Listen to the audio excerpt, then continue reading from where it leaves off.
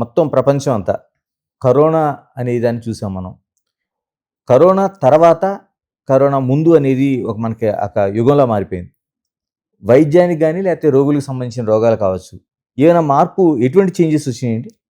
ఇప్పుడు కరోనాకు ముందు, కరోనాకు తర్వాత చూస్తే నేను ఇందాక చెప్పినప్పుడల్లా కూడా హెల్త్ అని అంటే ఎక్కడికి పోయినా ఫ్రీగా చేయాలి అనే ఉద్దేశంతో ఉండేవాళ్ళు.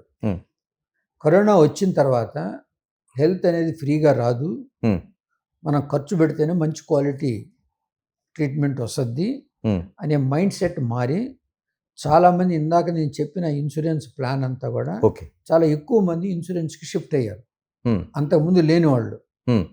దానివల్ల ఏంటంటే అఫోర్డబిలిటీ పెరిగింది. తర్వాత దాంతోపాటు హాస్పిటల్స్కి చిన్న జబ్బు వచ్చినా కూడా నెగ్లెక్ట్ చేసుకోకుండా వచ్చి చూపెట్టుకుంటున్నారు. తర్వాత ఈ యొక్క కరోనా వల్ల కూడా కొన్ని కాంప్లెక్స్ డిసీజెస్ క్రియేట్ అవుతున్నాయి. తొందరగా అర్లీగా హార్ట్ అటాక్స్ రావటం, రక్తనాళాల్లో జబ్బు వచ్చి దానివల్ల ఇది రావటం, ఇవన్నీ జరుగుతూ ఉన్నాయి. సరే, ఇది కరోనా వలన లేకపోతే వ్యాక్సినేషన్ వలన అండి? ఎందుకంటే చాలా వరకు ఆ డోలేమానం అనుమానాలు ఇప్పటికీ మనకి కలుగుతూనే ఉన్నాయి.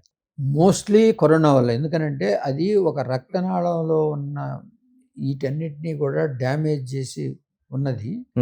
వ్యాక్సినేషన్ అనేది అది రియలిస్టిక్గా ఎక్కడ సైంటిఫిక్ ప్రూఫ్ లేదు, కానీ చాలామంది అంటుంటారు. It's both combination. Maximum is corona it self.